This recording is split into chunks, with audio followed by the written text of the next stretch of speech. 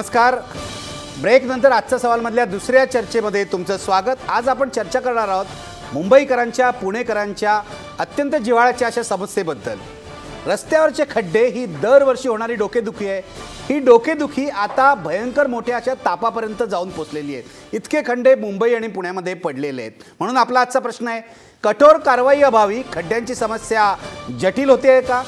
आपल्या सोबत आहेत नामवंत पाहुणे. आपल्या सोबत आहेत काँग्रेसचे आमदार भाई जगताप, आपल्या सोबत आहेत मनसेचे गटनेते संदीप देशपांडे, आपल्या सोबत आहेत RTI कार्यकर्ते अनिल गलगरी, आपल्या सोबत येत आहेत भाजपचे नगरसेवक भालचंद्र शिरसाट, आणि आपल्या सोबत पुण्याहून आहेत सामाजिक कार्यकर्ते विवेक वेलणकर. आपल्या सोबत शिवसेनेच्या नगरसेविका राजूल पटेल येणार आहेत असं आपल्याला सांगण्यात आलं आहे, पण त्या अजूनही स्टुडिओत पोहोचलेल्या नाही आहेत. शिवसेनेला जर खड्ड्यांबाबत उत्तरं द्यायची नसेल तर माझी काही हरकत नाही, आम्ही चर्चा मात्र करणारच.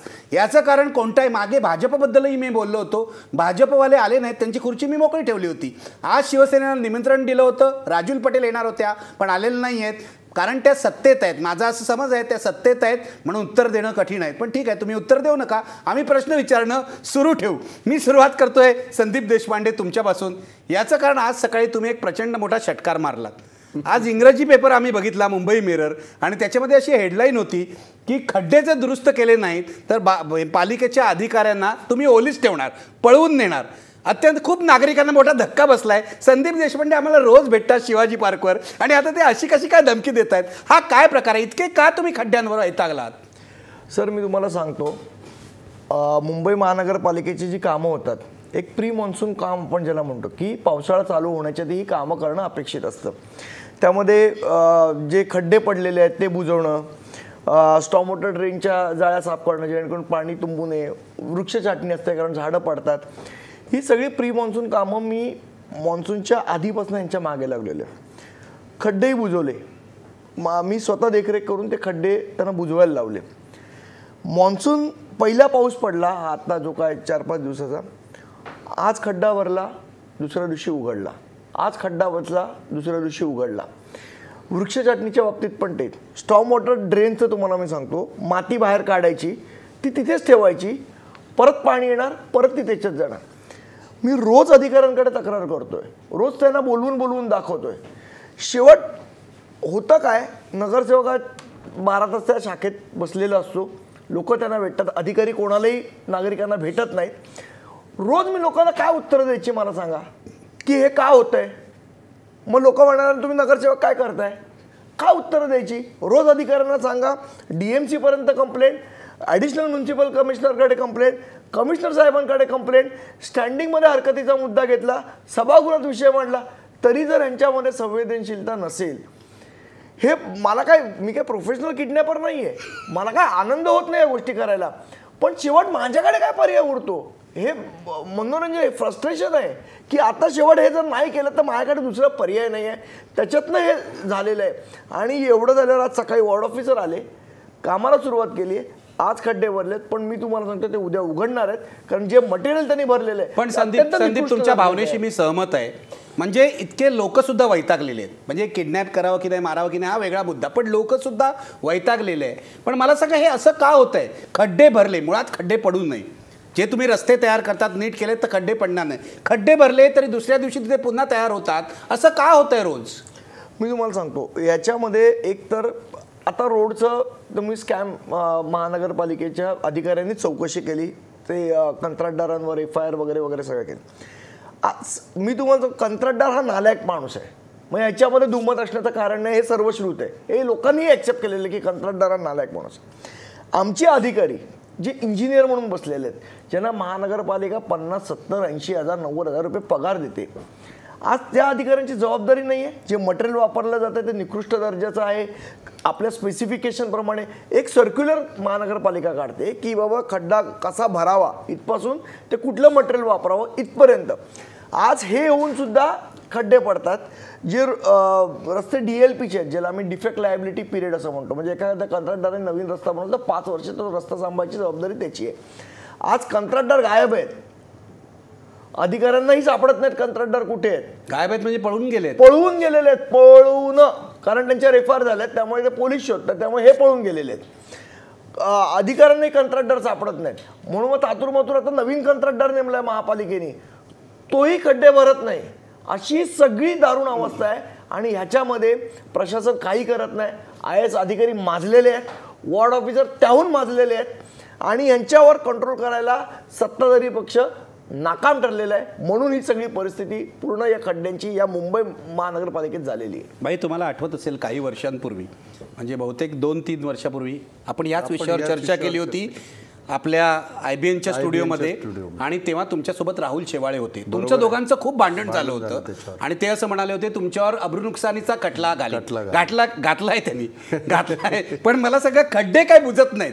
हे जे म्हणतायत की अधिकारी काम करत नाहीत, IAS म्हणजे वॉर्ड ऑफिसर काम करत नाही, IAS अधिकारी काम करत नाही, हा काय प्रकार आहे? असं आहे की संदीपच्या त्या मताशी मी पूर्णतः सहमत आहे की यंत्रणा जी आहे ती कुचकामी जर ठरत असेल तर त्याला जबाबदार, त्याच्यावर कंट्रोल करणारे जे प्रशासक आहेत, जे शिवसेना आणि भाजप आहेत, नगरसेवक आणि त्यांचे जे कोण महापौर असतील, जे कोण असतील, हेच आहेत ना. अधिकाऱ्यांना कंट्रोल करायचं काम नगरसेवकाचं आहे की आयुक्ताचं आहे? हो, ते त्यांचं तर आहेच. ते प्रशासकीय अधिकारी झाला. लोकप्रतिनिधी म्हणून तुम्हाला दिलेल्या अधिकाराच्या याच्यामध्ये राहून तुम्ही ते करू शकता, पण हे करू शकणार नाहीत. कारण संदीप जे म्हणाला की काल हे केलेलं, बुजवलेलं आज लगेच उघडून आलं, याचा दुसरा अर्थ अतिशय निकृष्ट दर्जाचं काम केल्याच्या नंतर हेच होणार आहे. आणि हे निकृष्ट दर्जाचं काम यासाठी की ह्यांचं साटलोटं जे आहे, ह्यांच्या ह्याच्यातनं जो भ्रष्टाचाराचा जो भस्मासूर बोकाळलेला आहे, त्याच्यामुळे हे त्यांना जाब विचारू शकत नाही. नाहीतर मला एक सांगा, तेव्हा जेव्हा भांडण झालं होतं ते याच गोष्टींवर पाठवलं ना, त्यांनी काय सांगितलं होतं, मी काय सांगितलं होतं तेव्हा, की जर समजा याचे कॉर्पोरेशनचे, मुंबई कॉर्पोरेशनचे जो तो आमच्या सर्वसामान्यांचा, आमच्या नागरिकांचा पैसा आहे, त्याच्यावर हजारो कोटी जर खर्च होत असतील, त्यावर ते म्हणाले होते हजारो कोटी नाही, 800 कोटी. 800 कोटी गेल्या याची वेबसाईट जी आहे कॉर्पोरेशनची, त्याच्यावर त्यांनी स्पष्टपणे दिलं गेल्या 3 वर्षात 2,500 कोटी रुपये खर्च केले त्यांनी. मला एक सांगा, 2,500 कोटीमध्ये किती शेकडो मैल रस्ता झाला असता. हे तर खड्ड्याचा आणि रस्त्याची डागडुजी त्याचा तो खर्च दाखवतात आहे. 2,500 कोटी ऑफिशियल त्यांच्या वेबसाईटवर आहे. किती वर्षात? 3 वर्षातला खर्च त्याने सांगितलंय. त्याबरोबर 850 कोटी एका वर्षाला. त्याच्याबरोबर हे झालं याचं प्रतिवर्षी, माझी माहिती जर योग्य असेल, संदीप मला या बाबतीमध्ये दुरुस्त करतील जर खोटं असेल तर, प्रतिवर्षी 3 ते 3,500 कोटीचे रस्ते यांच्या बजेटरी याच्यामध्ये हे घेतले जातात. म्हणजे 3 वर्षामध्ये 10,000 कोटी, 10,000 कोटीचे रस्ते ते आहेत कुठं? मुंबईमध्ये. ते रस्ते आम्हाला दाखवा. त्याच्यावरच राहुल शेवाळ्यांचं माझं भांडण झालं होतं. मग त्याने ते म्हणाले तुम्हाला हे माहीत नाही, ते माहीत नाही. मी माहिती आणली होती पण ती त्यांना पटली नाही म्हणून त्यांनी तो हे केला होता. आणि म्हणून ज्यांचं या सगळ्या लोकांशी साटलोट आहे, भ्रष्टाचार इतक्या प्रमाणामध्ये त्यांनी केलं आहे, मुंबईच्या जनतेला त्यांनी लुटलेलं आहे, ते पॉटहोलचं काय सांगतात? ज्यांनी शिवसेना भाजप नगरसेवकच जबाबदार आहेत.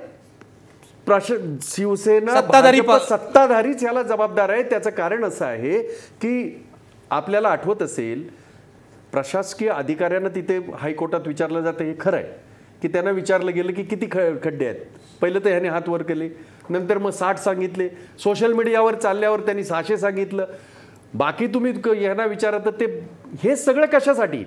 तुमच्याकडे यंत्रणा आहे ज्याचा उल्लेख संदीपने केला.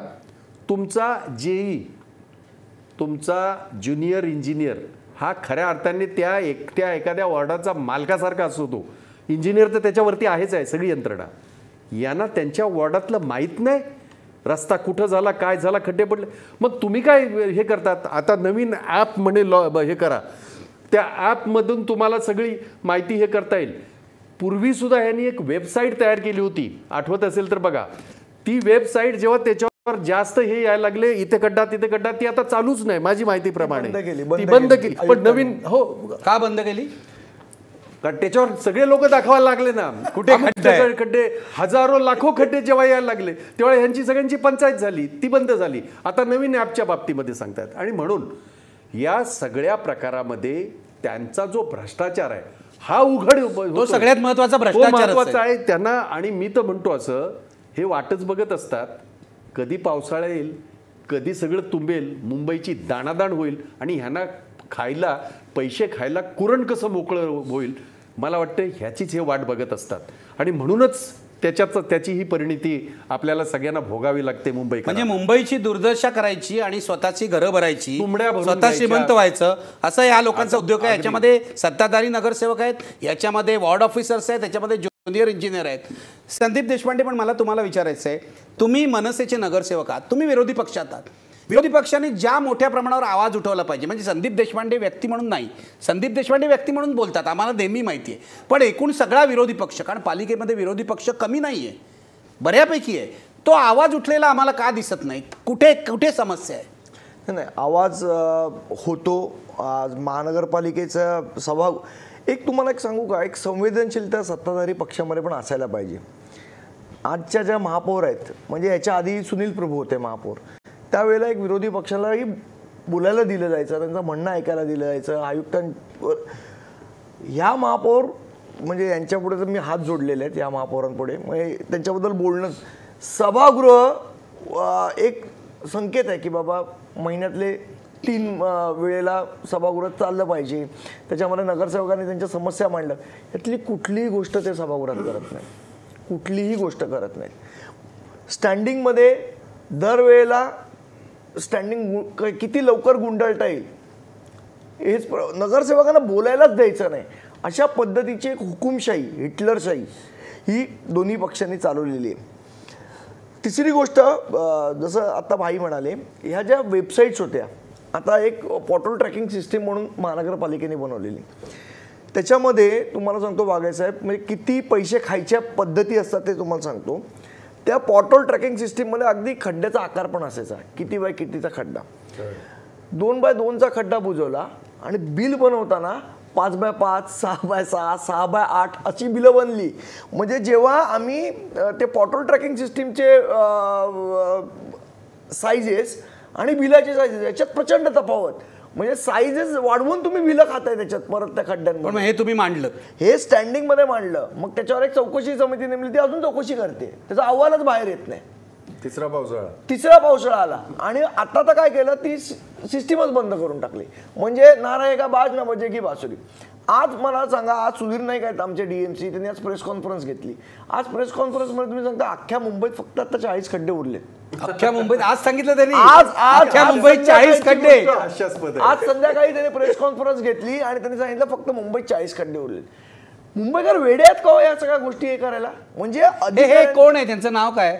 हे जे DMC आहेत, सुधीर नाईक. आज आपण जरा मुंबईकरांना आवाहन करूया. DMC म्हणतात मुंबईत फक्त 40 खड्डे आहेत, तुमच्या भागामध्ये जे 40 खड्डे आहेत त्याचे फोटो काढा आणि या DMC ला पाठवा. प्रत्येक भागात 40च्या वर खड्डे असतील, 40 लाख खड्डे असतील मुंबईमध्ये. आपला कार्यक्रम संपेपर्यंत तुम्ही नुसतं आवाहन केलं तर 40,000 खड्ड्यांची सगळी पिक्चर्स तिकडे जातील तिकडे. हे अजब आहे ते. आणि बरं, मी त्यांच्याशी बोललो, म्हटलं नाईक साहेब काय आहे, पण नाही, माझ्याकडे जो रिपोर्ट आहे त्यानुसार मी सांगितलं. आता रिपोर्ट मला एक सांगा की नागरिकांनी खड्डे कुठे आहेत ते दाखवा. सगळं जर नागरिक करणार असेल तर तुम्ही फक्त अधिकारी काय करणार? अधिकाऱ्याला माहित नाही कुठे खड्डे आहेत, हे सगळं नागरिकांनी सांगायचं तुम्हाला. आणि इन्स्पेक्शन वगैरे काही प्रकार नाही करत का तुम्ही करत नाहीत का? म्हणजे आज तुम्हाला सांगतो, जेव्हा मी हे केलं तेव्हा आज सकाळी वॉर्ड ऑफिसर आले, नाही मला दाखवा कुठे आहेत, नाही खड्डेच नाही. जेव्हा मी दाखवायला, हा एक आहे, हा एक आहे, हा एक आहे, ही कुठली, म्हणजे तुम्ही करता काय?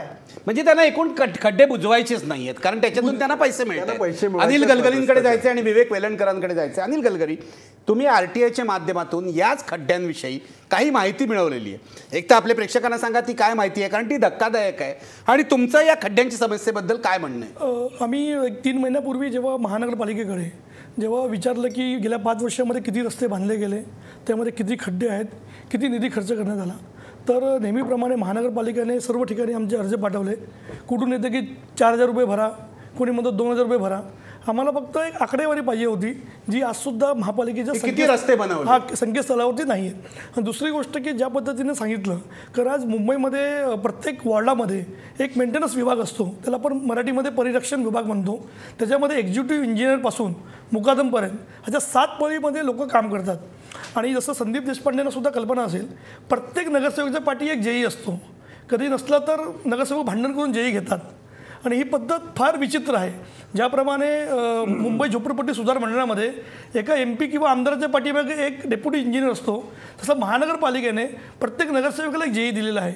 तो जेई त्या नगरसेवकाला सकाळी रिपोर्टिंग करतो, त्यांच्याकडून कामाची लिस्ट घेतो. अशी पद्धत गेल्या वर्षानुवर्ष सुरू आहे. आमची महानगरपालिकेकडे एवढीच मागणी आहे. मी आजच महापालिकेला ट्विट केलं आहे की जे एक्झिक्युटिव्ह इंजिनियर आहेत, जे सहाय्यक अभियंता आहेत, जे तुमचे दुय्यम अभियंता आहेत, जे कनिष्ठ अभियंता आणि मुकादम, हे काय करतात ह्यांच्यावरती कारवाई करा. कारण शेवटी तुम्ही फोटो काढण्यासाठी नागरिकांना सांगतात, नागरिक आपल्या इंटरनेटचा पैसा खर्च करून तुम्हाला फोटो पाठवणार, तुम्ही कारवाई करणार. आणि विशेष म्हणजे मी जेव्हा 4 दिवसापूर्वी आरे कॉलनीमधून जात होतो तेव्हा मी कंप्लेंट केली, तर त्यांचं असं म्हणणं होतं की तुम्ही आम्हाला परत 10 मिनिटांनी फोन करा. मी म्हटलं का बाबा, तर बोले आमच्याकडे फक्त इनकमिंग कॉल आहे, आउट गोईंग कॉल नाही आहे. आणि हे सर्व जे कॉल असतात हे परत त्या वॉर्डामध्ये पाठवले जातात, ज्यांचं काम आहे, त्यांची जबाबदारी आहे. आणि विशेष म्हणजे की नगरसेवकांची सुद्धा जी प्रणाली काम करण्याची ती फार चुकीची आहे. संदीप देशपांडे, तुम्ही राग मानू नका, कारण जे नगरसेवकांचं जे कंपू आहे, जेव्हा सामान्य नागरिक जेव्हा तक्रारी करतो तेव्हा अधिकारी म्हणतो तुम्ही नगरसेवकांकडे जावा, त्यांच्या ऑफिसमध्ये जावा, त्यांची चिठ्ठी आणा. लहान कामासाठी सुद्धा जेव्हा नगरसेवकांची चिठ्ठी आणायचे बंधन महापालिकेचे अधिकारी करतात तेव्हा नगरसेवकांना आपला स्वाभिमान आठवत नाहीत. आणि ज्यावेळी खड्डे येतात तेव्हा ते महापालिकेचे अधिकारी दोष टाकतात.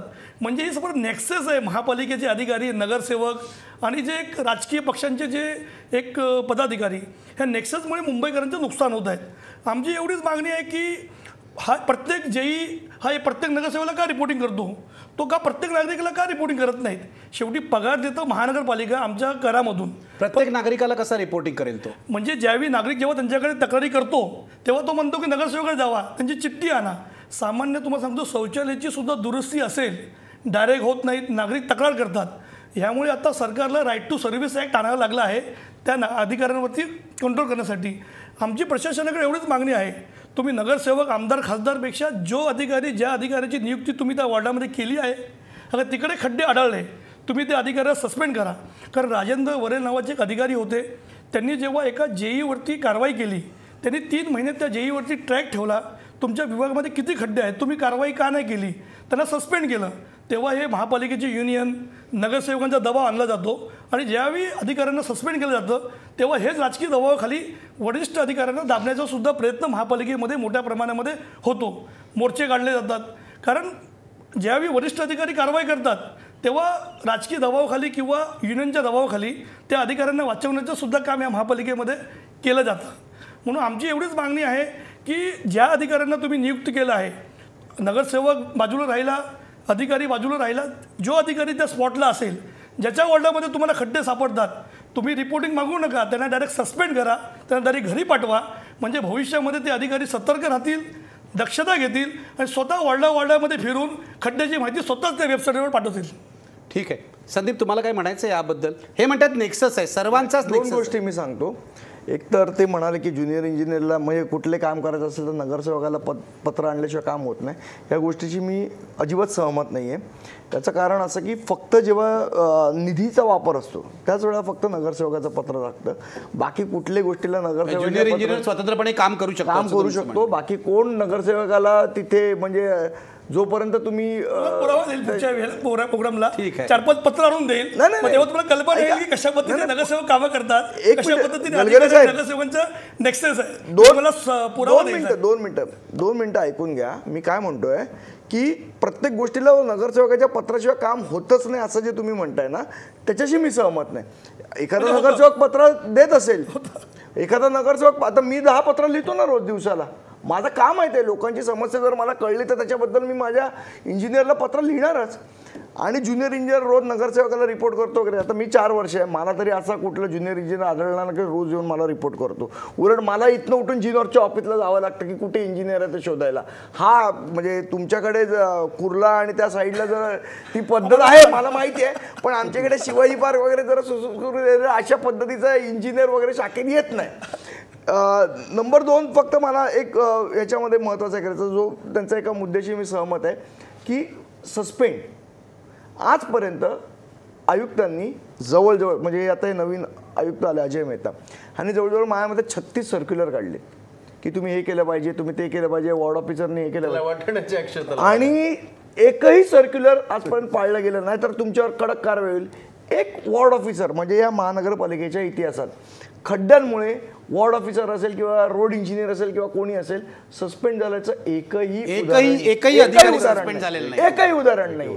जर अधिकाऱ्यांवर वचकच नाही ठेवला, आता नगरसेवकांनी वचक ठेवायचं म्हणजे नेमकं काय करायचं. आज मी तुम्हाला वाघासाहेब सांगतो की तुमच्याकडे समजा एक रिपोर्टर आहे, कामच करत नाही, तुम्ही शेवट त्याला काढू शकता, तुमच्याकडे तो अधिकार आहे. आणि नगरसेवकाकडे कुठले अधिकार आहे, कुठल्या वॉर्ड ऑफिस, आम्ही ज्युनियर इंजिनियर सोडा, आम्ही मुकादमला नाही काढू शकत. असं आहे की याच्यामध्ये संदीप जे म्हणतात आहेत ते काही अंशी ठीक आहे, सगळ्यांच्याच बाबतीत ढोबळ मानाने असं बोलता येणार नाही, पण ही गोष्ट खरी आहे गलगलींची.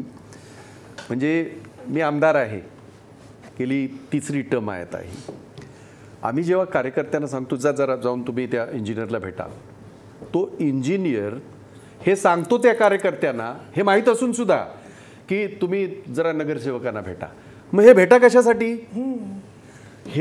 हे आपल्या मुंबईमध्ये, सुसंस्कृत मुंबईमध्ये सुद्धा घडतंय बरं का.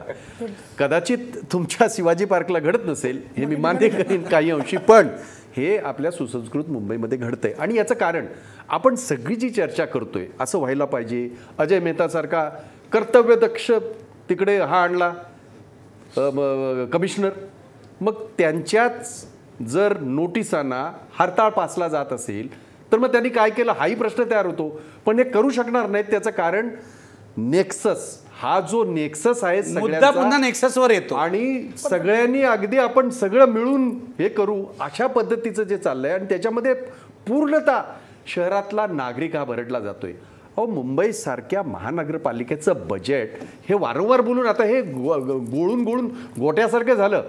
जवळजवळ ह्या वेळेचं 43,000 करोडचं असेल, 40,000 करोडच्या पेक्षा मोठं. एवढं मोठं कुठं आहे मुंबईमध्ये मला सांगा.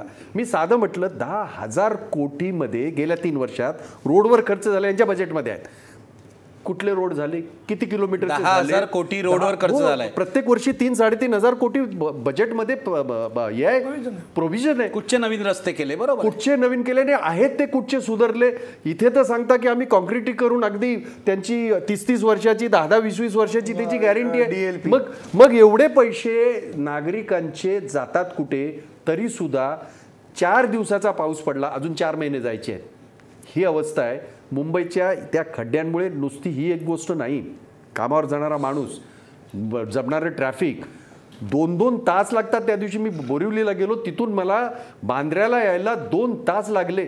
म्हणजे तिकडचा नागरिक, आता असं सांगतो दहिसरचा, मला दहिसरवरून मला जर कॉर्पोरेशनला जायचं असेल ते मला कठीण जातं, त्यापेक्षा मी माझ्या गावावरून परत लवकर येतो. म्हणजे तिथून 3-3.5 तास जर लागत असतील आणि ह्या सगळ्याचा जर या संबंध या रोडच्या ह्याच्याशी असेल, ट्रॅफिकचा त्याच्यामध्ये काही भाग आहे, तरी सुद्धा जर आम्ही ह्याच्या बाबतीमध्ये बोलायचं नाही आणि सत्ताधाऱ्यांनी अगदी निर्लज्जासारखा शब्द वापरतोय, निर्लज्जासारखं त्याच्यावर पडदा टाकायचा आणि परत आम्ही करून दाखवायचं. काय करून दाखवलं? हे नागरिकांना तुम्ही करून दाखवलेलं आहे. आणि तुम्ही एकमेकांवर जे काय हे करताय, आम्ही काय करतो सोडा, विरोधक आम्ही काय म्हणतो, आम्ही काहीतरी राजकीय म्हणतो. तुम्ही एकमेकावर केलेले आरोप, तुम्ही भ्रष्टाचाराचं केलेलं त्या ठिकाणी सगळी वक्तव्य, बांद्र्याच्या साहेबाच्या घरामध्ये होणारे तुम्ही केलेली वक्तव्य, हे आम्ही नाही केली. तुम्ही सत्तेत असलेले दोघेही एकमेकांची जी काही उणीधुणी काढताय त्याच्यातनं भ्रष्टाचार किती बोकाळलाय हेच माहिती पडतं जनतेला. आणि तरीसुद्धा आता येणाऱ्या निवडणुकांमध्ये परत हे उघड मात्याने जाणार, आम्हाला निवडून द्या. कशा अर्थाने? हे मी ह्याच्यात राजकारण करत नाही, परंतु आम्ही जेव्हा आरोप करतो तेव्हा आम्ही विरोधक असतो. तुम्ही जेव्हा आपसामध्ये भ्रष्टाचाराची स्वतःवरच तुम्ही हे करताय, त्याची तरी उत्तरं द्या. अगदी बरोबर आहे. आपण या क्षणाला पण माझ्या न्यूजरूमनी प्रयत्न केला आहे. राजूल पटेलनी असं कळवलं होतं त्या मीटिंगमध्ये आहेत, पण फोनवर बोलायला सुद्धा ते तयार नाही आहेत. शिवसेनेच्या कोणत्याही नगरसेवकांनी आज फोनवर बोलण्याची तयारी दाखवलेली नाही. शिवसेनेचे प्रवक्ते म्हणताय हा महापालिकेचा प्रश्न आहे. बघा, 40,000 कोटीपेक्षा मोठं बजेट असलेली महापालिका आहे, शिवसेनेनं वाऱ्यावर सोडली आहे का? ज्याचे हे सत्ताधारी आहेत. आणि हे सत्ताधारी बरोबर आहे, करून 22 दाखवलं तर वर्ष. बोलून का दाखवत नाही? का बोलायला भीती कसली आहे? करून जर दाखवलं असेल तर किमान बोला तरी. मी येणार आहे या सगळ्याकडे, याचं कारण ब्रेक नंतर आपल्याला याच्याकडेच जायचं आहे. पण आधी मी जाणार आहे पुण्याला. मला असं कळलेलं आहे मुंबईतला हा जो रोग आहे तो पसरलेला आहे सगळ्या महाराष्ट्रामध्ये आणि मोठ्या शहरामध्ये. कारण हे जे संगनमत आहे, भाई जो नेक्सस म्हणतायत, तो सगळीकडे झाला आहे आणि पैसे कमवण्याचा एक मार्ग झालेला आहे. आपल्यासोबत पुण्याहून विवेक वेलणकर आहेत. विवेक वेलणकर सुद्धा सामाजिक कार्यकर्ते आहेत, RTI कार्यकर्ते आहेत, स्पष्ट बोलण्याबद्दल प्रसिद्ध आहेत.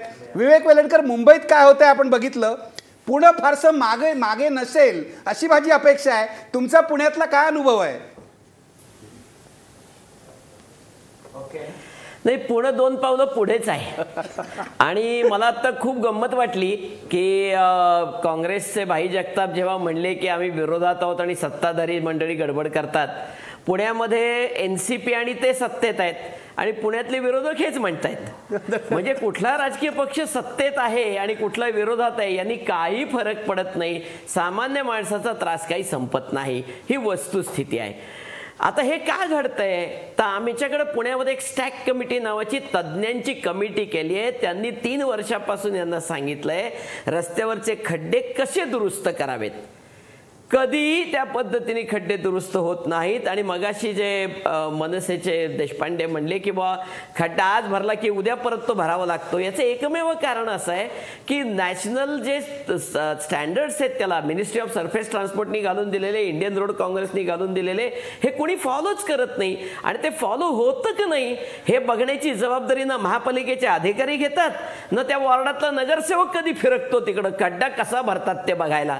मी अजूनपर्यंत एकदाही एकाही नगरसेवकाला रस्त्यावर खड्डा भरण्याचं काम चालू असताना उभं राहिलेलं आणि कसं काम होते ते पाहिलेलं या पुण्यामध्ये तर नक्की पाहिलेलं नाही. आणि त्यामुळे हे असंच चालतंय, ही दुर्दैवी वस्तुस्थिती आहे. मला गंमत वाटते, अहो शिंपी कपडा फाटला असेल तर असं सुंदर रफू करतो की कुठं फाटला होता कळत नाही. हे इंजिनियर बनवणारे रस्त्याला अशी ठिगळं लावतात की 200 फुटावरनं कळतं तिथं ठिगळ लावलंय. ही अवस्था आहे आमच्या दुरुस्तीची. काय होणार हो दुसरं याच्यापेक्षा वेगळं? अगदी बरोबर, यापेक्षा वेगळं काय होणार? आणि तुम्ही म्हणालात तसं पुण्यातही यापेक्षा वाईट अवस्था आहे, मुंबईपेक्षा वाईट आहे. पण पुण्याने मुंबईची स्पर्धा करू नये. फक्त बोला. विलणकरण खूप चांगले RTI कार्यकर्ता आहेत आणि खूप वेळा मी त्यांचं ऐकलेलं आहे. मी मुंबईच्या बाबतीमध्ये बोलत असताना मी पुण्याच्या ह्याचं समर्थन अजिबात केलेलं नाही आणि करणारही नाही. जसं मुंबईच्या बाबतीमध्ये मी बोलतोय, जे जबाबदार आहेत त्यांच्या बाबतीमध्ये जे बोलतोय, अशाच भावना पुण्याच्या बाबतीमध्ये माझ्या आहेत. त्यामुळे म्हणजे पुण्यामध्ये जे सत्ताधारी आहेत त्यांच्यावरही कारवाई झालीच पाहिजे हे. आणि मी जाहीररित्या बोलतोय, म्हणजे हे काय मी फक्त ब्रेकमध्ये बोलत नाहीये. त्यामुळे आपल्या त्या भावनांशी आम्ही या आहोत. अगदी मी तुमच्या भावनेशी सहमत आहे. परंतु हे मुंबई का वेगळं हे मी सांगण्याचा प्रयत्न केला. 40,000 कोटी 3 वर्षात 10,000 कोटी रस्त्यांवर झालेला खर्च, अशा ह्या सगळ्या ह्याच्यात पुण्याचंही बजेट आता भाई मोठं आहे. वेलणकर, किती बजेट आहे पुण्या महापालिकेचं? कमी आहे, 6,000 कोटी. 6,000 कोटी मुंबईच्या मानाने 6,000 कोटीचं बजेट आहे पुण्याचं. 6,000 कोटीचं मुंबईच्या मानाने तेवढे इकडे खड्ड्यात पैसे जातात, तेवढे पैसे इकडे मुंबईमध्ये तेवढे खड्ड्यासाठी लागतात. 2,500 कोटी तर 3 वर्षात खर्च केले, तेवढे इथे खड्ड्यात पैसे जातात. ठीक आहे, आपण एक ब्रेक घेऊया. ब्रेक तरी सुद्धा समर्थन नाही. ठीक आहे, भाई म्हणतात की कोणीही सत्ताधारी असेल त्यांच्यावर कारवाई झाली पाहिजे. निवडणुका तोंडावर आलेल्या आहेत आणि मी शिवसेना आणि भाजपच्या लोकांना सांगू इच्छितो, तुम्हाला प्रश्न विचारणार आम्ही. आज शिवसेनेच्या कोणत्या कोणत्या नेत्याला आम्ही संपर्क साधला हे जरा प्रेक्षकांना ब्रेक पूर्वी सांगतोय, म्हणजे लक्षात येईल. जेव्हा 7 महिन्यांनी आपण मतं द्यायला जातो तेव्हा रिकामं डोकं ठेवून जाऊ नका. खड्ड्याला कोण जबाबदार आहे, भ्रष्टाचाराला कोण जबाबदार आहे, तुंबलेल्या गटाराला कोण जबाबदार आहे याचा विचार करा. शिवसेनेचे लोक येऊन उत्तरं देतील तर बरं होईल, पण त्यांना उत्तरं द्यायची नाहीत. त्यांना वाटतं की आपण करून दाखवलं म्हटलं की आपण जिंकणार. असं होत नसतं. सत्ता जाऊ शकते हे लक्षात घ्या. राहुल शेवाळांशी आम्ही संपर्क साधला, सुनील प्रभूंशी आम्ही संपर्क साधला, सभागृहातल्या गटनेत्या शिवसेनेच्या तृष्णा विश्वासराव यांच्याशी संपर्क साधला, किशोरी पेडणेकर आहेत नगरसेविका, एरवी त्या येतात, भाजपबरोबर भांडायचं असेल तेव्हा निश्चित येतात, त्यांच्याशी संपर्क साधला आणि राजूल पटेल यांनी तर कबूल केलं होतं आम्हाला इथे येण्याचं, पण यापैकी एकही शिवसेनेचे नगरसेवक किंवा नगरसेविका इथे आलेले नाही. ब्रेक घेऊया आणि परत येऊया. ब्रेकपूर्वी आपला प्रश्न पहा, कठोर कारवाई अभावी खड्ड्यांची समस्या जटिल होते का? बघा आपले प्रेक्षक काय म्हणतायत. 84% प्रेक्षक म्हणतायत होय, कठोर कारवाई कुणावरच झालेली नाही म्हणून ही समस्या जटिल होते. ब्रेक नंतर इतर प्रश्नांची चर्चा करूया.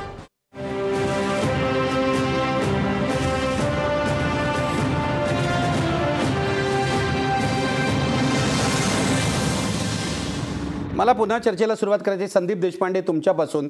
मध्यंतरी आम्ही पेपरमध्ये असं वाचत होतो, टी व्हीच्या बातम्यांमध्ये ऐकत होतो की महापालिकेने एका प्रकरणामध्ये कारवाई केलेली आहे, काही कंत्राटदारांना अटक झाली आहे. पुढे काय झालं आमच्यापैकी कोणालाच माहीत नाही.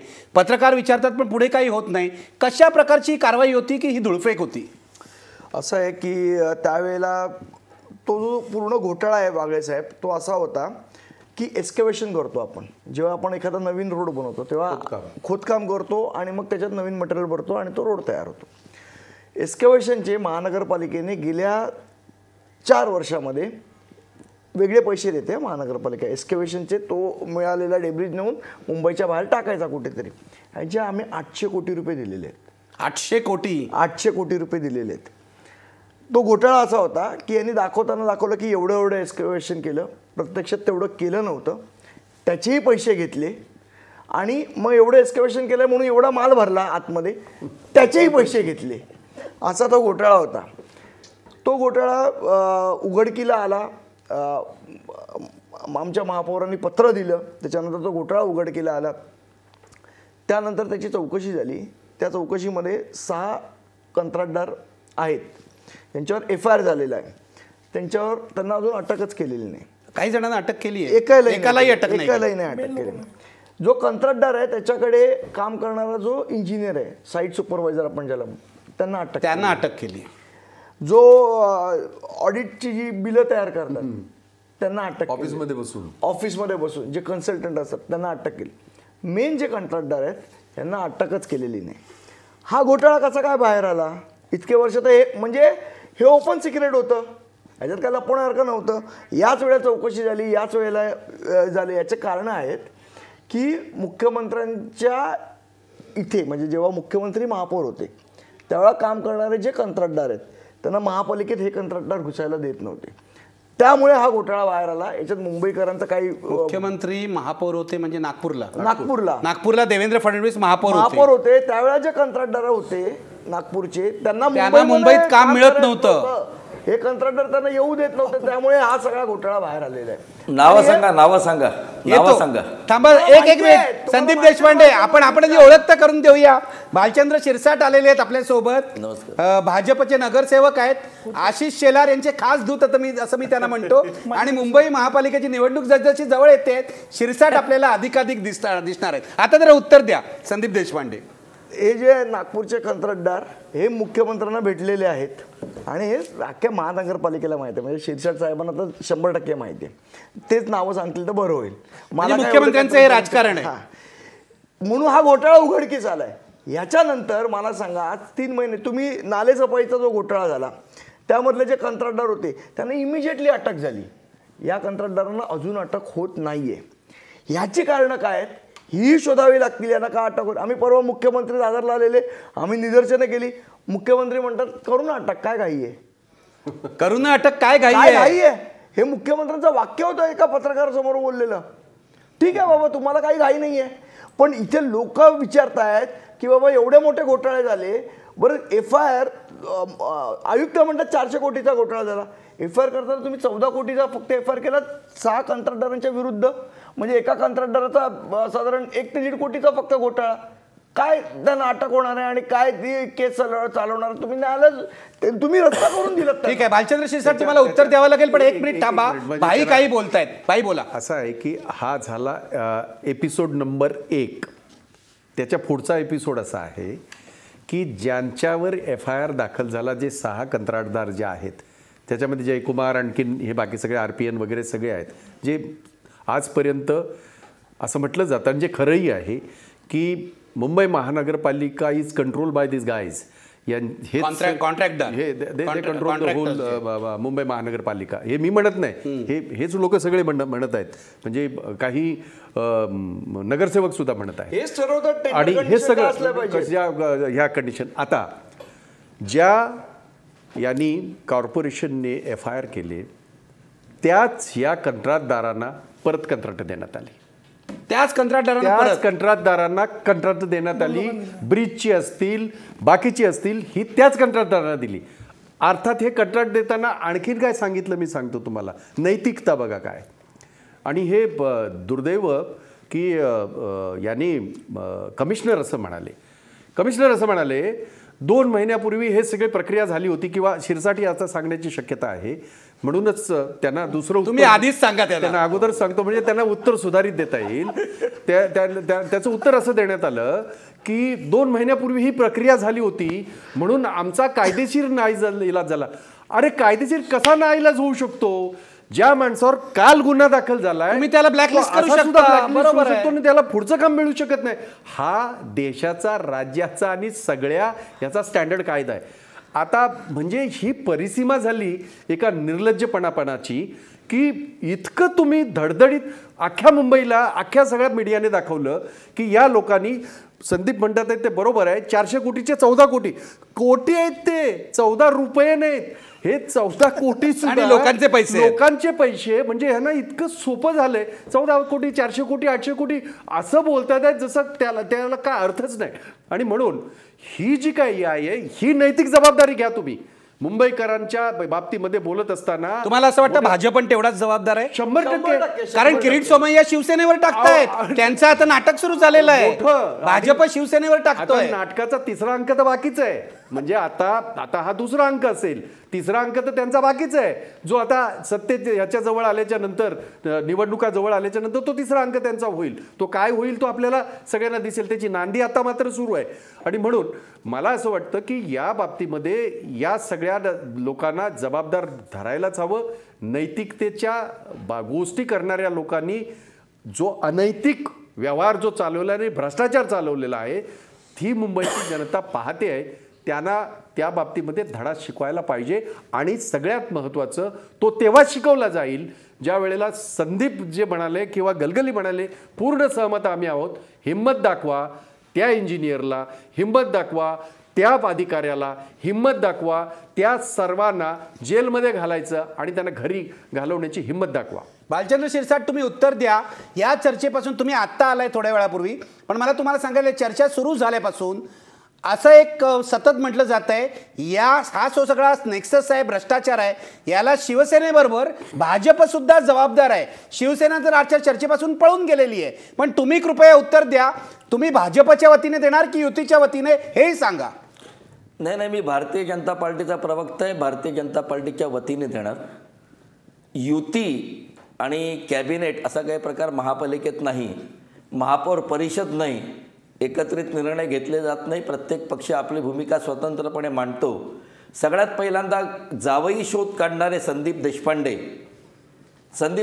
यांनी दादरला निदर्शनं केली आणि मुख्यमंत्र्यांनी त्यांना सांगितलं काय घाई आहे. ते मुख्यमंत्र्यांशी बोलले नाही, तुम्हाला नाहीच बोललं. तुम्ही खोटं बोलताय तेच मी सांगतोय. मी हे खोटं बोलताय, तुम्ही किती खोटं बोलताय तेच सांगतो. पत्रकारांना सांगितलं, कुठल्याही पत्रकारांना तुम्ही ऐकून घ्या ना, पण ऐकून तर घ्या. दुसरी गोष्ट, महानगरपालिकेमध्ये खोटं बोलणं हे तुमचा स्थायी स्वभाव आहे.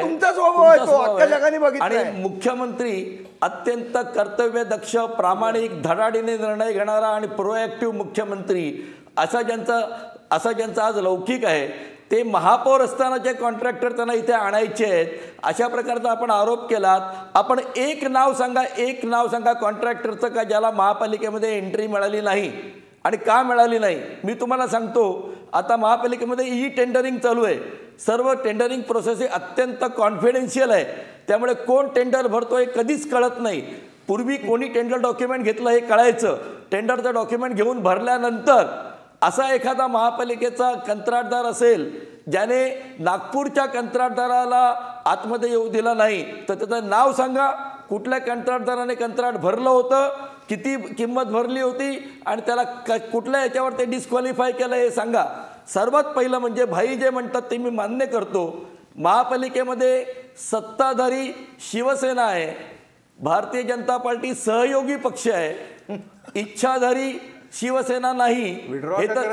इच्छा विड्रॉ करण्याचा प्रश्नच येत नाही. इथे काही कॅबिनेट नाही, इथे स्टेट नैतिकता आहे. नैतिकतेच्या गोष्टी काँग्रेसने करू नये. काँग्रेसने काय घोटाळे केले, किती लाखो करोडो रुपयांचे घोटाळे केले विमानापर्यंत.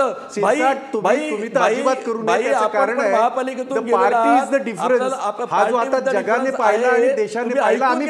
तुमच्या प्रश्नाची उत्तर देतो, तुम्हाला ऐकायची तर तयारी ठेवा. महापालिकेमध्ये आज राज्य आहे ते कंत्राटदारांचं आहे, कंत्राटदाराच्या कार्टेलचं आहे.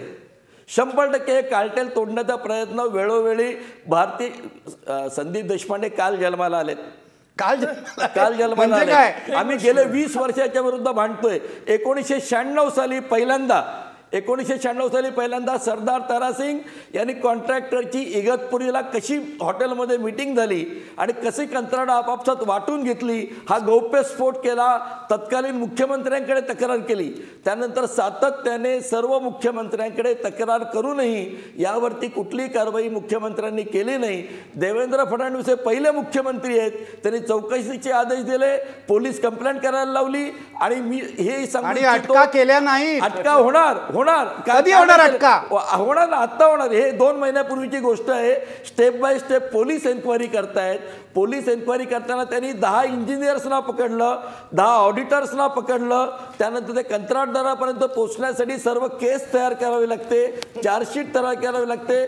कंत्राटदार हे जेलमध्ये जाणारच, कंत्राटदार जेलमध्ये जाणारच. आणि आमचे मुंबईचे अध्यक्ष आशिष शेलार यांनी काय सांगितलं, केवळ कंत्राटदार जेलमध्ये जाणार नाही, कंत्राटदाराला पाठीशी घालणारे पण जेल. म्हणजे कोण? आता हे तुम्ही उद्धव ठाकरेंबद्दल बोलताय का? शिरसाट बोलून टाका, शिरसाट बिंदास बोलून टाका, घाबरू नका. मी काँग्रेसलाही घाबरत नाही, शिवसेनेलाही. पण मग कोण जेलमध्ये जाणार? काँग्रेसवाले तर नाहीये सत्तेमध्ये, काँग्रेसवाले नाहीये सत्तेमध्ये. पाठीशी घालणारे जे कोणी, तुम्ही हे उद्धव ठाकरेंना म्हणताय का? कोणी असतील, तुम्ही हे राहुल शेवाळेंना म्हणताय का? तुम्ही हे सुनील प्रभूंना म्हणताय का? कुणाला म्हणताय? याबद्दलचा निर्णय पोलीस अधिकारी घेतील ना. पण तुम्ही आशिष शेलार आधीच सांगताय, भविष्यवाणी करताय, कुणाचं नाव तुमच्या मनात आहे? निखिल साहेब, आपण न्यायाधीशाच्या खुर्चीत बसला. मी नाहीये, मी प्रश्न विचारतोय. न्यायाधीश विचारेल तुम्हाला, पण मी जजमेंट आहे. वकील नाहीये, मी वकील नाही. आरोपीचा वकील नसल्यामुळे मी त्याचं नाव घेऊ शकत नाही. आरोपी कोण आहे फिक्स होईल. आणि सर्वात महत्वाचं म्हणजे कार्टेल तोडण्यासाठी सुबोध कुमार जेव्हा महापालिकेचे आयुक्त होते तेव्हा त्यांनी LNT आणि सर्व कंपन्यांना फोन केला होता, तुम्ही कृपया ही टेंडर भरा, मला एक कार्टेल तोडायचंय. त्या मोठ्या कंपनीने त्यावेळेला रिस्पॉन्ड केला नाही. आणि मनसेबद्दल सांगतो मी एका शब्दात, शालेय शिक्षणात घोटाळा झाला म्हणून यांनी PIL केली आणि ती PIL कुठे गेली, नंतर विड्रॉ केली. आंदोलन करायचं,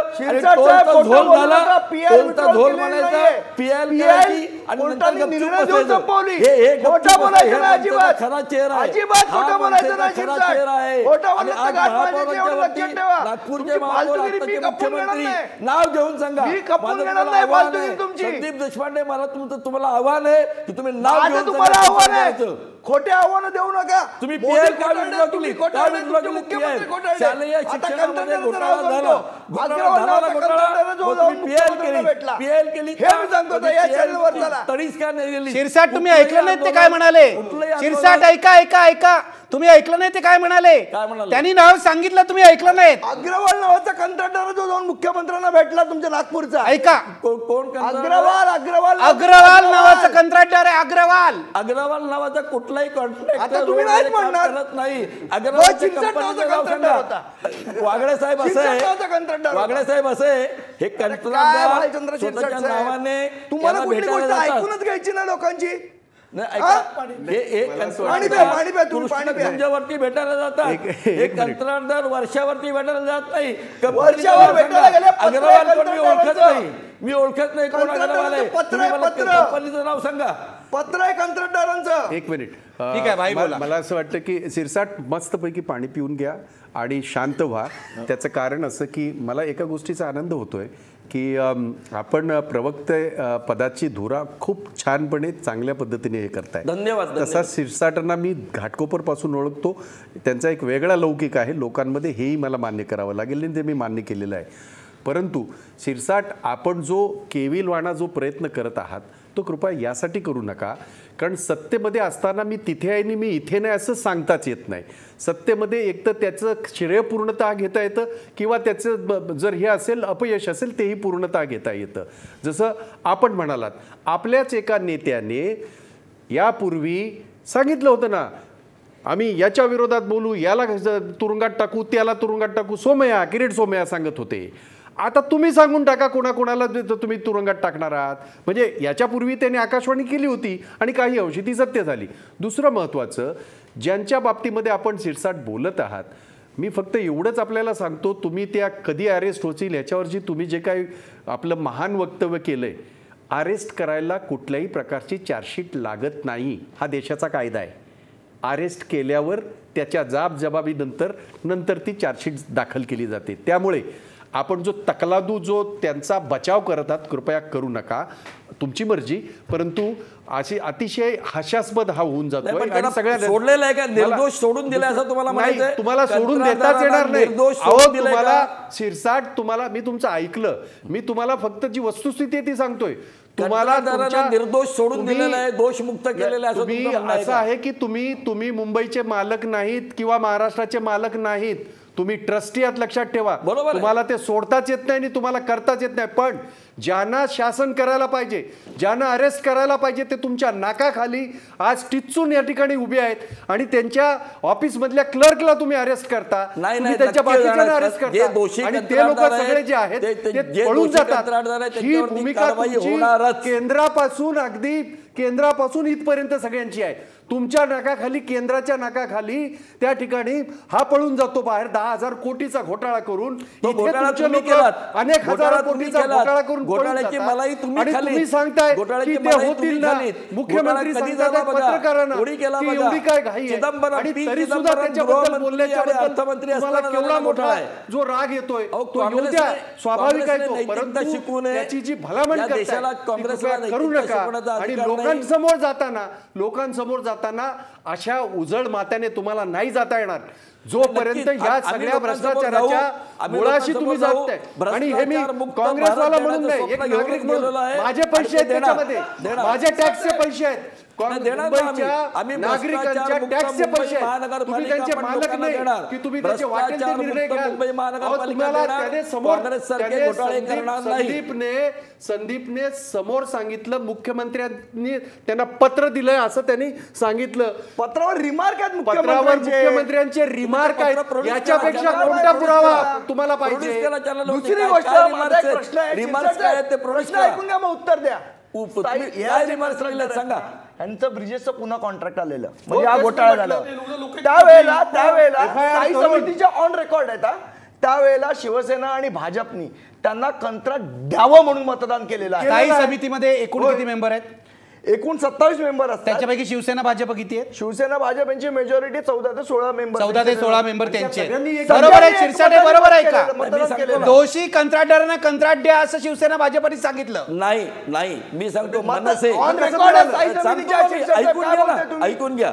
पहिलं म्हणजे मला संदीप देशपांडे यांना विचारायचं आहे, जे कोणी अग्रवाल नावाची व्यक्ती आहे त्यांच्या कंपनीचं नाव काय? कारण त्या तुम्ही आता कंपनीला बाकीचं मुख्यमंत्र्यांना विचारा, एवढं मी तुम्हाला असं दिली आहे आहे, बाकीचं त्यांच्याकडनं माहिती घ्या. तुम्हाला तुमच्या बंगल्यावर भेटायला येते, आम्हाला कोणी भेटायला येत नाही, त्यामुळे व्यक्तीचं नाव नाही, आम्ही कंपनीच्या नावाने ती कंपनी ओळखतो, कारण कंपनीचं नाव प्रस्तावात असतं. ते मला अग्रवाल कोण आहेत ते सांगा. मुख्यमंत्र्यांनी असं त्यांचं म्हणणं पत्रावरचा रिमार्क दाखवतो तुम्हाला शिरसाट, आणि बाकीचं पत्रावरचा मुख्यमंत्र्यांना रिमार्क विचारते, काय? सांगतील तुम्हाला. पत्रावरचा रिमार्क पण दाखवा. मुख्यमंत्र्यावरती खोटे आरोप केलेत तर याद राखा. चला अब्रू नुकसानीचा दावा टाका तुमच्या मी रिमार्काचा माझ्यावर. अब्रुनुकसानीचा दावा टाकणारच. हा टाका ना. दुसरी चला गोष्ट टाका. दुसरी टाका, गोष्ट अब्रुनुकसानीचा दावा टाका. स्टँडिंग कमिटीमध्ये प्रस्ताव येतो तेव्हा मनसेची भूमिका विरोध करत बोलायचं आणि सभात्याग करायचा. काँग्रेस आणि मनसे सभात्याग वोटिंग घेतलं शिरसाट साहेब, वोटिंगचा अर्थ कळतो का तुम्हाला? ऐकून घ्या ना. वोटिंग घेतलंय, वोटिंग. आणि मग तिथे वोटिंग होतच नाही. बीजेपी आणि शिवसेना फक्त शिल्लक राहते. वोटिंग होत नाही. हे तुमचं काय अंडरस्टँडिंग आहे, मनसेचं अंडरस्टँडिंग आहे. मनसे अहो, काय वोटिंग होतं की नाही पडदे होतं? आडून स्टँडिंग करतं, वोटिंग होतं की नाही होतं? अंडरस्टँडिंग करतं. आणि वोटिंग होतं त्या की नाही होतं? प्रकरणातली मलाही मनसेकडे तुम्हाला पण simple गेलेली प्रश्न विचारला. आहे. वोटिंग संदीप होतं की देशपांडे नाही होतं? दाखवावे. माझा तो ओपन चॅलेंज आज. संदीप देशपांडे तुमचे किती आलटी आहेत, किती आलटी आहेत दाखवा, एक आलटी दाखवा. आणि कशासाठी आहेत? फक्त एक आलटी बिल्डिंग दाखवा. प्रपोजल किती सोडून डिपार्टमेंटला द्या? बिल्डिंग एक, प्रपोजलला मला आलटीची बिल्डरच्या गरज नाही, मला बरोबर पत्रावर RTI उत्तर लागायचे. देतात, मला आलटीची काय गरज काय नाही. संबंध आहे नगरसेवकांचा? एक्स्टॉर्शन करणं तुमची अहो, पद्धत आहे. एक भारतीय उदाहरण जनता दाखवा. पार्टीचं नाही आणि शिरसाट साहेब, मुख्यमंत्र्यांची एक तर उदाहरण नाहीच द्या. नाही. एक उदाहरण द्या. एक चला, मिनिट. एक उदाहरण इथे. एक मिनिट अनिल गलगली, मी येतो तुमच्याकडे. किती ठिकाणी एक्स्टॉर्शन पण शिरसाट आता गलगले आलटी टाकतात म्हणजे एक्स्टॉर्शन करतात असं म्हणायचं. ऐका. अतिशय मग? प्रामाणिक RTI स्पेशालिस्ट आहेत. गलगलला 15 वर्ष मी ओळखतो. अनिल गलगलींना तुम्ही तुमच्याबद्दल ओळखता, बिल्डिंग ठीक आहे. एक प्रपोजलचे मिनिट, लोकं काय बोलतात एक मिनिट, ते मग ऐका तेच ना. बोलतायत. तुमची शिरसाट किती जरा एक RTI मिनिट, टाकायची ते. एक मिनिट. संदीप देशपांडे, अनिल गलगली, हे जे चाललेलं आहे, कॉन्ट्रॅक्टर जे दोषी आहेत त्यांनाच पुन्हा कंत्राट दिली जातात. तुम्ही मागे RTI टाकला होता आणि त्याच्यातून हे आलेलं होतं. मला सांगा, याच्यामध्ये मुख्यमंत्री हस्तक्षेप करू शकत नाहीत का? ज्या पद्धतीने ज्या महापालिकेने ज्या 6 लोकांवरती गुन्हे दाखल केले, त्यांना कामं दिली म्हणून आम्ही लोकांकडे तक्रार केली आणि उद्या दुपारी 1 वाजता त्याची सुनावणी सुद्धा आहे. उद्या दुपारी सुनावणी आहे. आणि लोकायुक्तांनी माननीय आयुक्तांना, माननीय पोलीस आयुक्तांना सुद्धा बोलवलं आहे.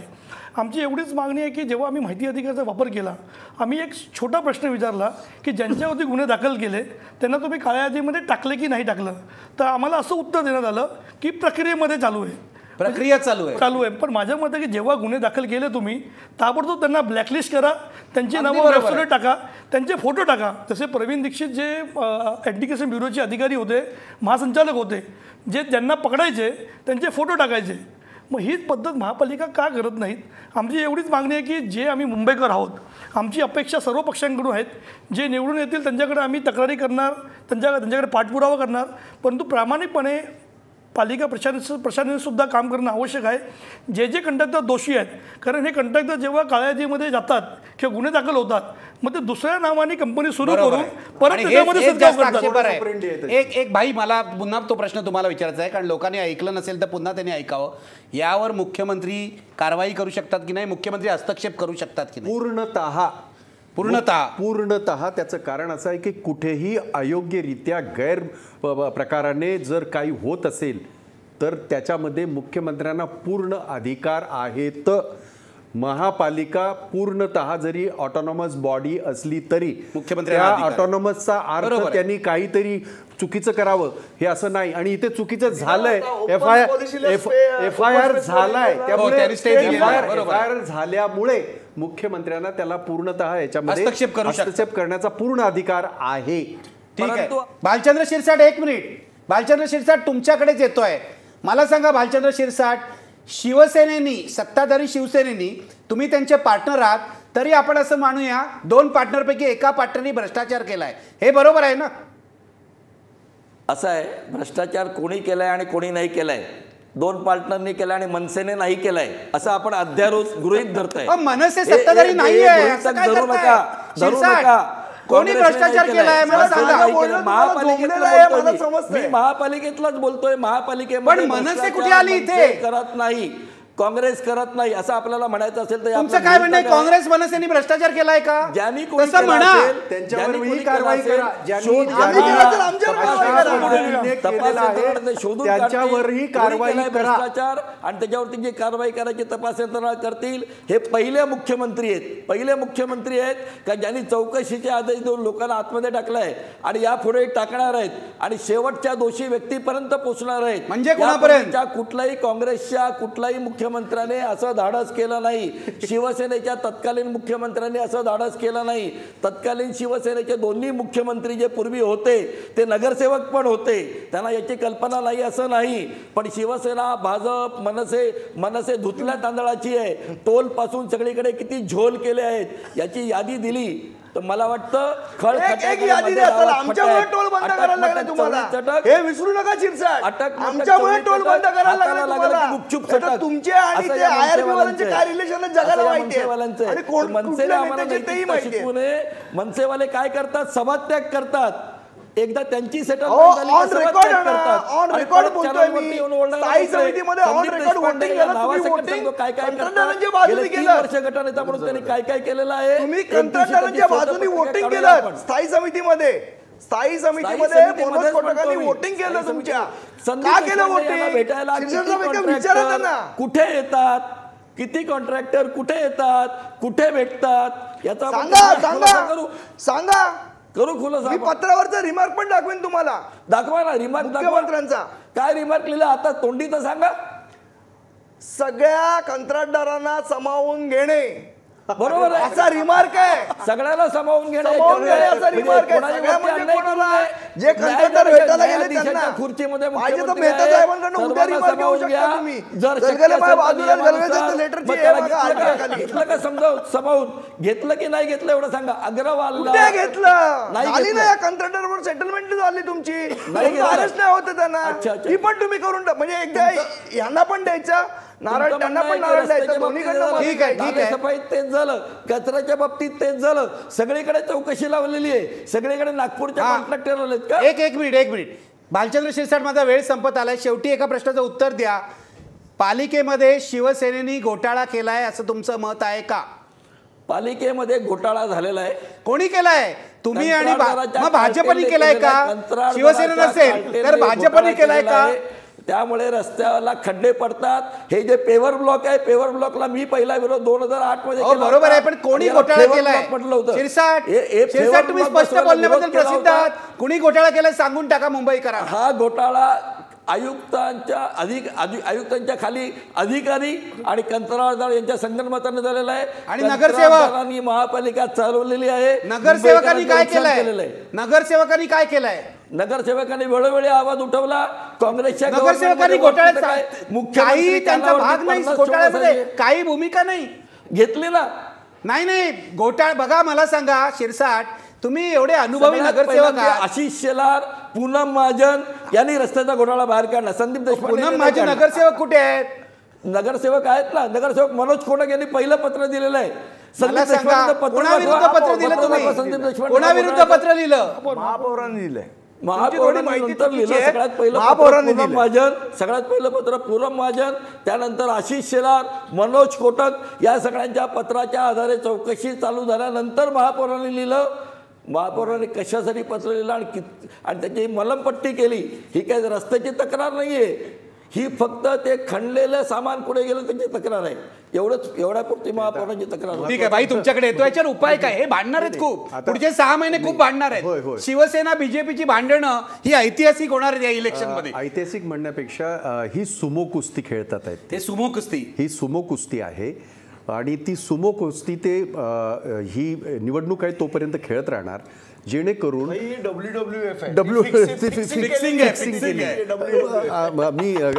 मी करेक्ट करतो मला स्वतःला की WWFची ही कुस्ती आहे. कधी कुणी खाली पडायचं, कधी कुणी पाडायचं हे त्यांचं ठरलेलं आहे. असाच प्रयोग त्यांनी कल्याण डोंबिवलीमध्ये केला आणि त्याच्यामध्ये त्यांना यश आलं.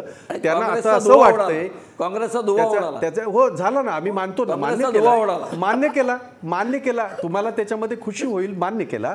आणि त्यामुळे तीच त्यांनी मोडस ऑपरेंडी ज्याला म्हणतो पद्धत त्यांनी मुंबईमध्ये त्यांनी इथे आणलेली आहे.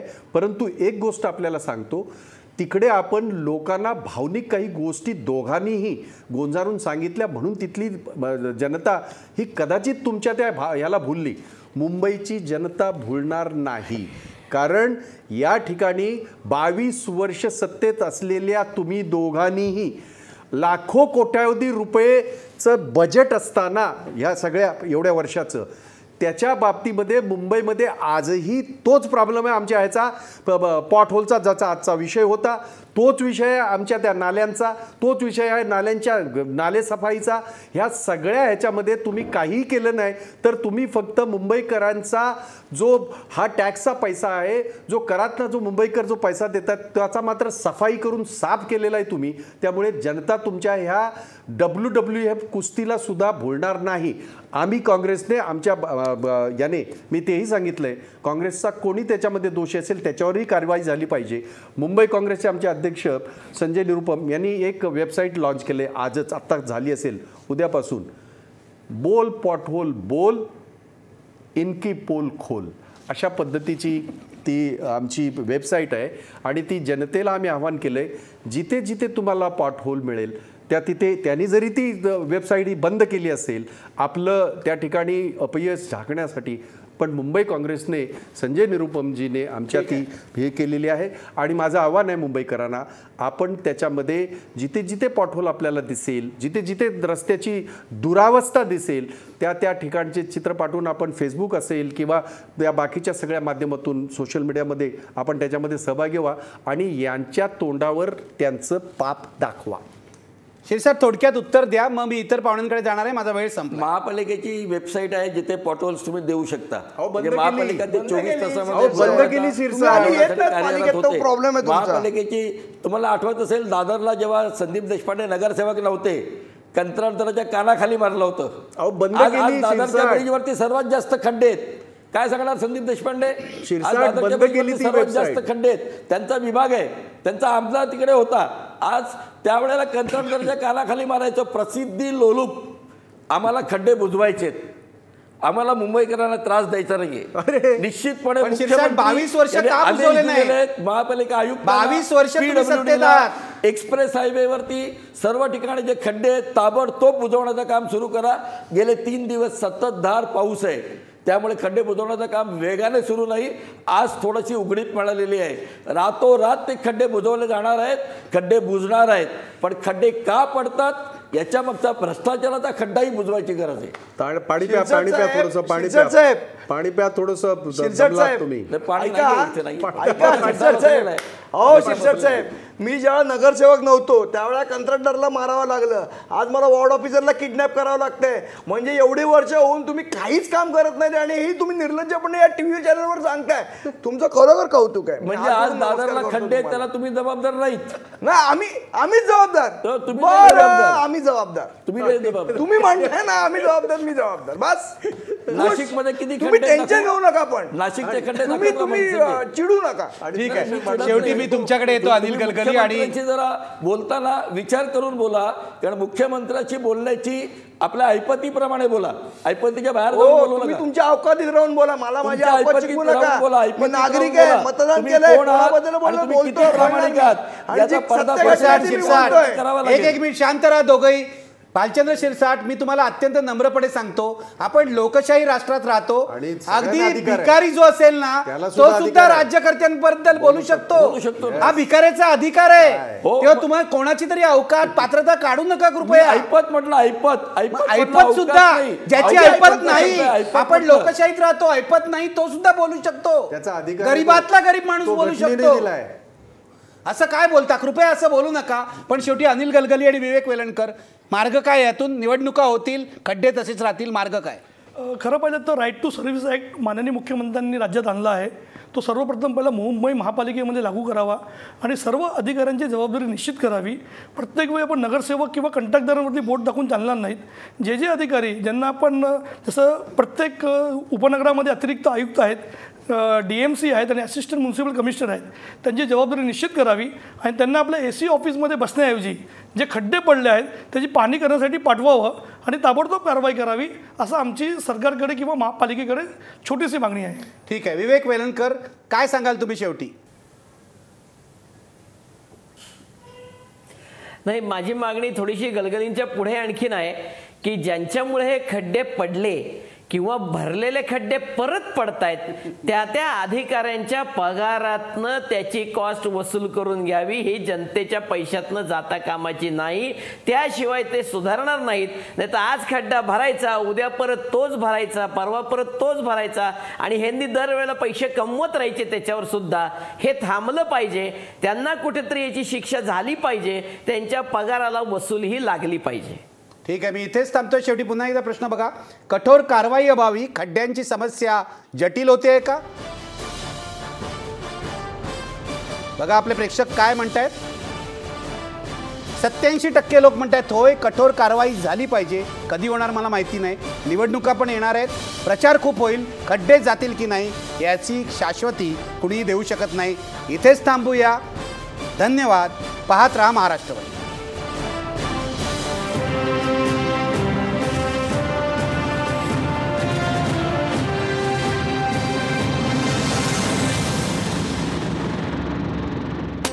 आजचा सवाल या कार्यक्रमाचे प्रायोजक आहेत कॉस्मॉस बँक, पाण्याचा डॉक्टर ॲक्वागार्ड, कोहिनूर ग्रुप आणि सहप्रायोजक रंगशलाका, बिल्डिंग रिपेरिंग, वॉटरप्रूफिंग आणि पेंटिंगमधील विश्वसनीय नाव.